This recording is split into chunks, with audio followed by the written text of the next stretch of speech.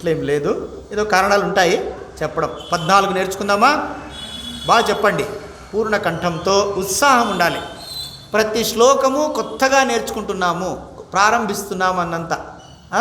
అది సహజంగా మనిషికి అది ఉండే గుణం. అది కొన్ని రోజులు అయిపోయిన తర్వాత మొనోటనీ అంటారు ఇంగ్లీష్లో.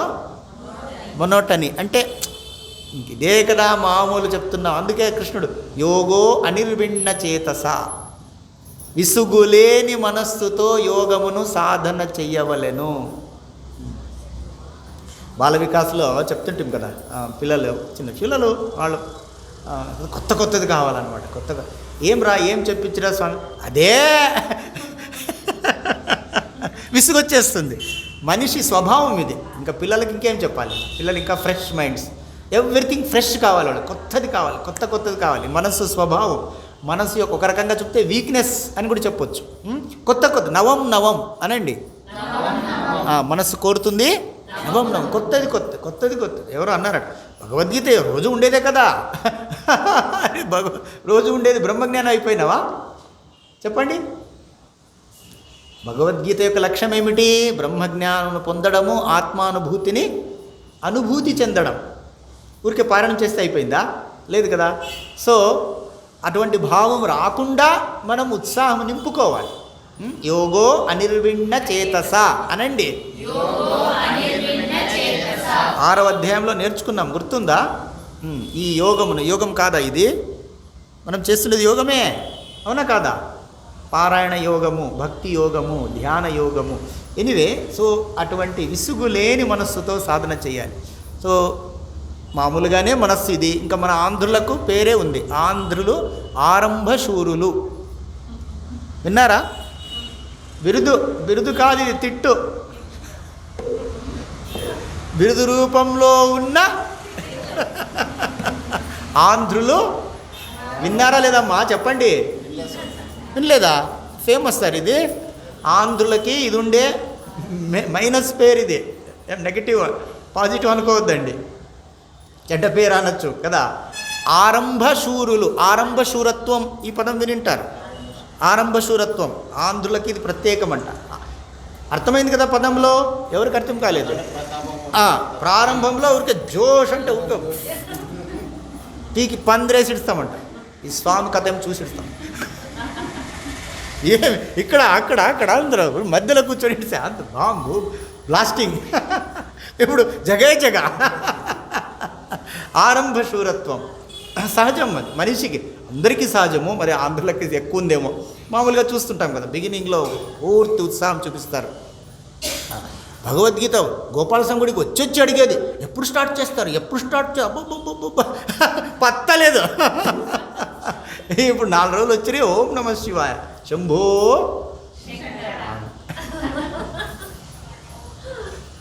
వాళ్ళు మనకు నేర్పకనే నేర్పుతున్నారు. భగవంతుడొక్కడే సత్యము, తక్కినదంతయు మిథ్య.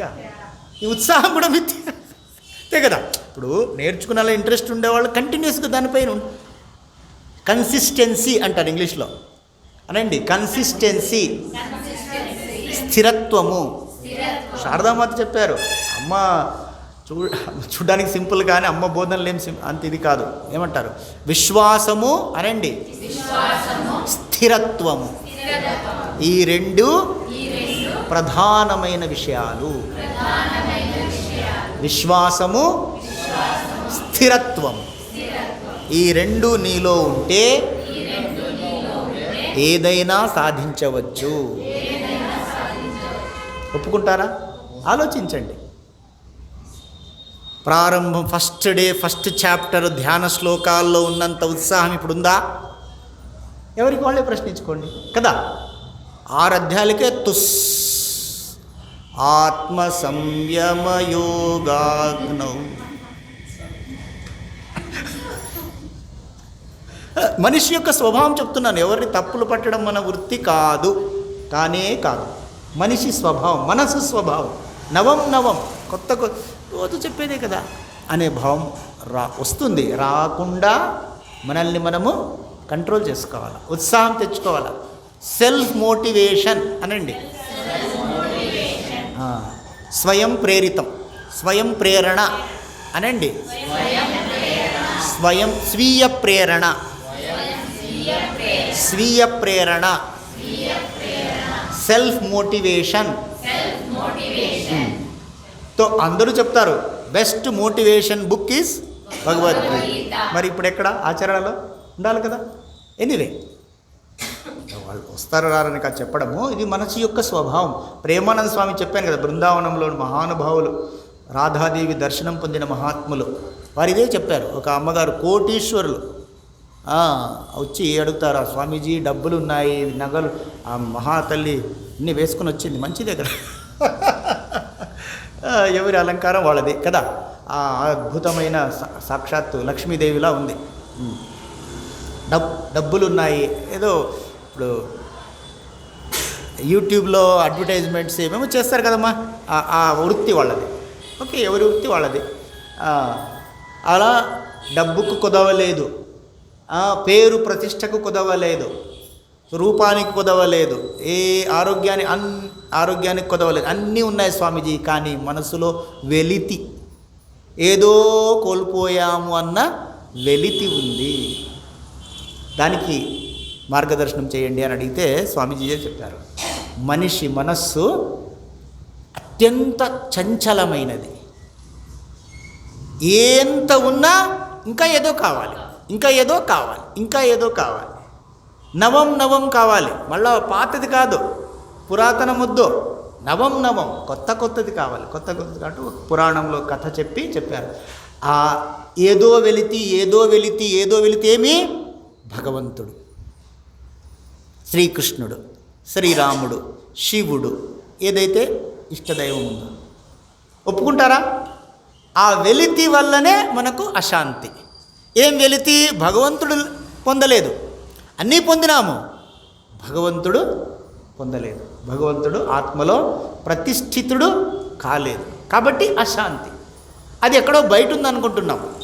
ఆ వెలితి ఏదో బయట ఉందని ఇంకా వెతికేది, ఇంకా ఈరోజు ఇంత భోగం చేశాను, దాంట్లో తృప్తి కలగలేదు, నెక్స్ట్ డే ఇంకా 13 రకాలతో తృప్తి కలగలేదు, 16 రకాలతో చేస్తాం. అవునా కాదా? ఎక్కువ తింటే ఆత్మశాంతి కాదు కదా. సో దాన్ని లోపలికి మళ్ళించుకోమ్మా. నువ్వు బహిర్ముఖం చేసినట్లలా శాంతి పెరుగుతుందా, అశాంతి పెరుగుతుందా? శాంతి పెరుగుతుందా? అశాంతి. ఎన్ని రకాలు, ఎన్ని వస్త్రాలు, ఎన్ని ఆభరణాలు, ఎవరికి తక్కువ ఉన్నాయి? ఎవరేం తక్కువ లేరు. ఎవరో ఒక పెద్ద ఆయన కాలం చేశారు, భిక్షకు పోతుంటే బీదోళ్ళు ఎక్కడున్నారు స్వామి? బీదోళ్ళు అందరు దండిగా ఉంది. ఛాలెంజ్ చేస్తుండే నా తన, ఎన్ని డ్రెస్సులు, ఎన్ని ఆభరణాలు, ఎవరు బీదోళ్ళు దండిగా ఉంది. ఎనీవే, శాంతి ఉందా? లేదు. ఎందుకు లేదు? బహిర్ముఖంలో వెతుకుతున్నాం, బయట వెతుకుతున్నాం, లేని దాన్ని వెతుకుతున్నాం. ఉండింది లోపల. రాముడు, ఆత్మారాముడు, భగవంతుడు, శివుడనండి, కృష్ణుడనండి. కాబట్టే నువ్వు బయట ఎన్ని లక్షల కోట్లున్నా శాంతిని పొందలేదమ్మా. ఆ వెలితి తీర్చుకోవడం భగవంతునితో పూర్తి అవుతుంది, కానీ ఇంకా భోగాలు పెంచుకుంటే కాదు. ఎనీవే చెప్పడము ఎందుకు వచ్చింది ఇదంతా? ఆంధ్రులు అది ఉంది మనకి, దాన్ని అది కాదు అని నిరూపించాలి మీరంతా. ఎనీవే కలిసి పాఠం అయింది కదా 14. అందుకే చూడండి, ఇప్పుడు సెల్ఫ్ అంటే కూడా ఆత్మనే కదా. భగవద్గీత ఆత్మజ్ఞానాన్ని బోధిస్తుందా లేదా? సో ఆత్మజ్ఞానం నీకు నువ్వే ఉద్ధరేదాత్మనాత్మానం నాత్మానమవసాదయే. ఈ మనస్సు, మైండ్ రాస్కెల్ నంబర్ 1 చెప్తుంది, ఏమయ్యా రోజు ఉండేది కదా, ఈరోజు సినిమా చూద్దాం పద. చంచలం హి మన కృష్ణ ప్రమాథి బలవదృఢం తస్యాహం నిగ్రహం మన్యే వాయోరివసు దుష్కరం. అన్నిటికీ ఇక్కడ ఉంది. ప్రశ్నలు ఉన్నాయి, జవాబులు ఉన్నాయి. అది తీసుకునే మనస్సు కావాలి కదా, స్వీకరించే మనస్సు కావాలి. మనస్సు చంచలం, ఇక్కడే చెప్తున్నారు కదా.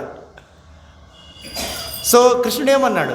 నాయన ఒప్పుకుంటాను, చంచలం హి మన ఏమంటారు?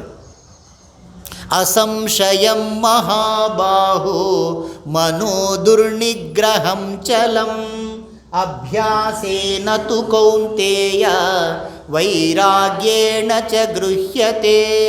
అర్జున, నేను ఒప్పుకుంటాను నాయన, ఈ మనస్సు చంచలమైనది, నిగ్రహింపడానికి కష్టతరమైనది, సంశయం ఇందులో లేదు. అసంశయం మహాబాహో మనః దుర్నిగ్రహం చలం. ఇప్పుడు చలం తిరుగుతూ ఉంటుంది, చంచలం అంటాం కదా. మరి మార్గం లేదా స్వామి, ఇంతేనా? అభ్యాసేన తు కౌంతేయ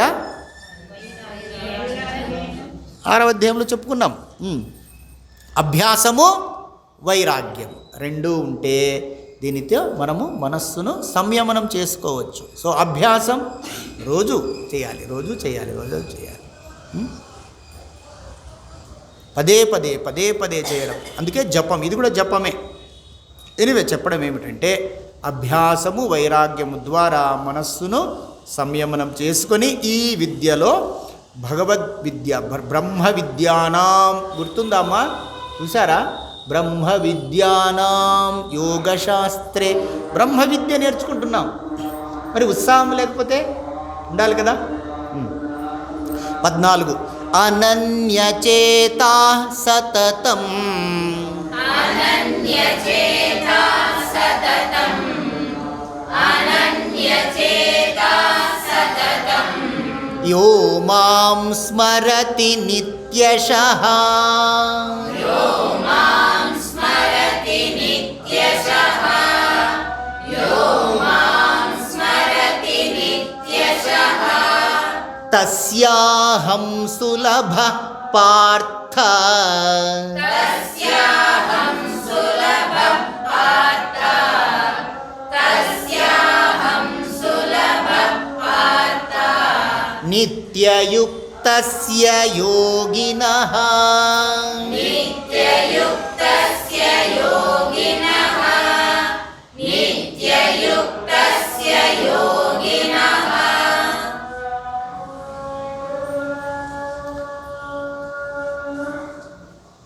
14 సామాన్య సరళం చూస్తామా? ఓ పార్థ, వేరే ఆలోచన లేకుండా నిరంతరము నన్నే స్మరించువానికి నిత్యము నాయందే స్థిరపడిన యోగికి నేను చాలా సులభంగా లభిస్తాను. మనసు పెడితే అన్ని శ్లోకాలు అద్భుతమే కదా, మనస్సు లేకపోతే. సో ఇదిలో అదే వచ్చింది. ఇక్కడ చూడండి, బుక్లో మనస్సులోనే మీరు అందరూ కలిసి ఫాలో అవుదాం. పార్థ, నిత్యము నిరంతరము అనన్య భావముతో చిత్తమును నాయందే నిలిపి పురుషోత్తముడనైన నన్నే స్మరించుచు సంతతము మత్పరాయణుడైన యోగికి నేను సులభుడను, అనగా అతనికి సహజముగానే నేను. శ్రీకృష్ణ పరమాత్ముడు మహామేధావి, ఏం చెప్పాలి, సాక్షాత్ నారాయణుడు శ్రీమాన్ మహావిష్ణువు కదా. ఎంత కరుణ, ఎంత ప్రేమ, ఎంత దయ ఉందో అంత బుద్ధి, అంత తీక్ష్ణమైన ఇది ఇందులో ఎక్కడ చెప్పారు చూడండి. ఎలా ఉంది, గ్రహించారా? ఎవరికి సులభంగా లభిస్తాడట? వేరే ఆలోచన లేకుండా నిరంతరము నన్నే స్మరించేవాడికి, నిత్యము నాయందే స్థిరపడిన యోగికి నేను చాలా సులభముగా, అతి సహజం, అతనికి సహజముగానే. అర్థం చేసుకుంటున్నారా దీన్ని? ఎట్లుంది ఇది చెప్పండి. ఎప్పుడూ బాగా చదువుకునేవాడు, ఏ రోజు పాఠాలు ఆ రోజు చేసుకునేవాడు, రోజు హోంవర్క్ ఎప్పటిదప్పుడు చేసుకునేవాడు, తల్లిదండ్రులను గౌరవించేవాడు, ఉదయము బ్రహ్మముహూర్తంలోనే లేచి యోగాసనాలు, ధ్యానము, ప్రాణాయామము చేసేవాడు. ఏమిటి తర్వాత అధ్యయనము బాగా చేసేవాడు, నిత్యము అఖండ బ్రహ్మచర్యమును పాటించేవాడు. విద్యార్థి లక్షణాలు ఇవన్నీ. బ్రహ్మచర్య వ్రతమును పాటించేవాడు, పవిత్రంగా జీవించేవాడు, పెద్దలను తల్లిదండ్రులను గౌరవించేవాడు, జపధ్యానాలు ఆచరిస్తూ అధ్యయనము కూడా పగలు రాత్రి చదువుకునేవాడు, వీడికి ఎంబీబీఎస్ సులభము. నాకు అనిపించింది అలాగా కదా. చెప్పేదంతా చెప్పి లాస్ట్కి సులభము, సహజముగానే లభించును. అరే ఎవరికి సహజము? అర్థమైందమ్మా? శ్రీకృష్ణుడు తెలివైన వాడు అంటాం కదా, అల్లరి కృష్ణయ్య, కొంటె కృష్ణయ్య ఇక్కడ కనిపిస్తాడు మనకి. నాకు అనిపించింది ఎవరికి సులభము? నిత్యము నన్నే స్మరించడం. అంత సులభమా? నిత్యము భగవత్స్మరణ చేయడము సులభమా చెప్పండి? నిత్యము అనంతరము అనన్యభావంతో అంట. మళ్ళీ భగవద్గీత చెప్పాము, శ్లోకాలు చెప్పేదే కష్టము, ఈ స్వామికి భావంతో చెప్పాలంట. బాబా పలికేదే కష్టమైంది. రుద్రం అప్పుడు అనంతపురంలో ప్రత్యక్షంగా చెప్పినారు. రుద్రం కఠోరమైన పదాలు ఉన్నాయి. ద్రాపే అందసస్పతే దరిద్ర నీలలోహిత. చెప్పండి అర్థం. స్వామి స్వామి క్లాస్ తీసుకుంటున్నారు, భావంతో చెప్పండి, అర్థాన్ని అయ్యో పలికేదే కష్టమయ్యా స్వామి, ఇంకా అర్థంతో చెప్పాలంటే. అర్థమైందా? సో ఎంత చలాకి కృష్ణుడు. చలాకి అంటే తెలివైన వాడంట. అర్థమైన ఎంబీబీఎస్ సెట్ గ్యారంటీ ఎవరికి? ఇవన్నీ ఆచరించేవాడు. భలే చెప్పినారు కదా. సో నిత్యము నన్నే స్మరిస్తూ అనన్య భావముతో, అంటే నేను వేరు కృష్ణుడు వేరు కాదు. ఎంతమంది అలా ఉంటున్నామమ్మా చెప్పండి? నేనేం చేయత్తలేదు,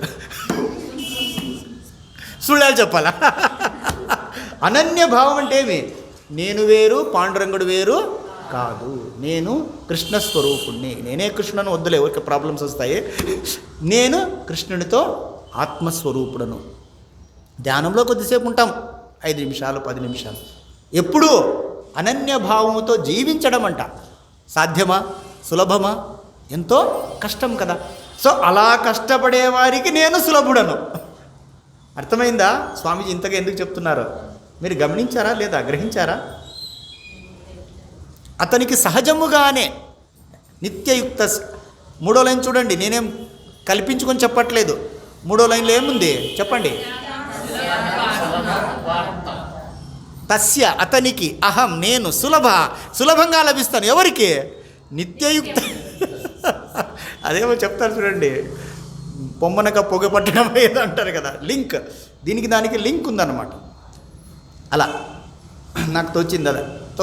సరే మామూలుగా అందరికీ అర్థమయ్యే భాష. ఎప్పుడు కష్టపడి పగలు రాత్రి ఏమిటి దాంట్లోనే మునిగిపోయి వ్యాపారం చేసేవాడు కోటీశ్వరుడు అవుతాడు. సులభంగా కోటీశ్వరుడు అవుతాడు. ఎలా అవుతాడు? పగలు రాత్రి కష్టపడేవాడు అన్నట్టుంది కదా ఇది కూడా.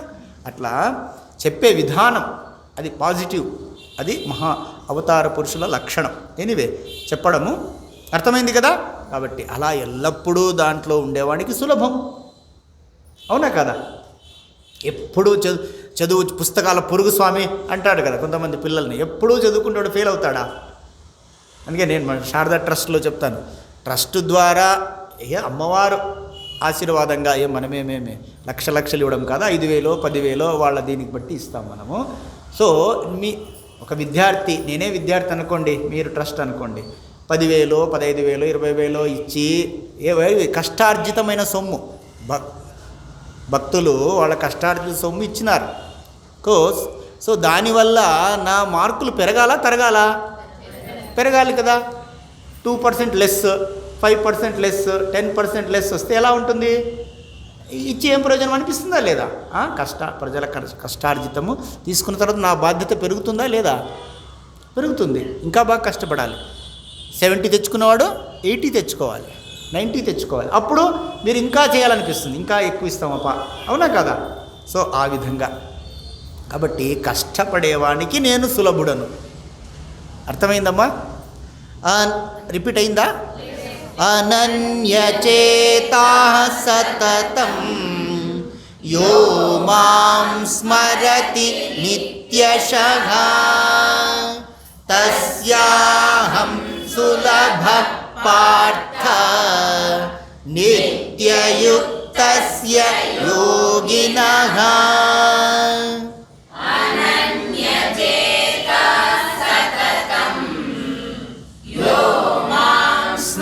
రతి నిత్యశః సులభ పార్థ నిత్యయుక్తస్య యోగినః. అంటే మనము దీన్ని ఇన్స్పిరేషన్గా తీసుకోవాలని చెప్తున్నాను. అమ్మ శారదామాత కూడా చెప్తారు, అద్భుతం. శారదే జ్ఞానదాయికే అనేది ఇక్కడ మనము కొంచెం ఏమంటారు, నిత్యయుక్తస్య యోగినః. చూస్తున్నారా, 4వ లైను నిత్యయుక్తస్య యోగినః. ఫస్ట్ లైను అనన్యచేతాః, సతతం. సతతం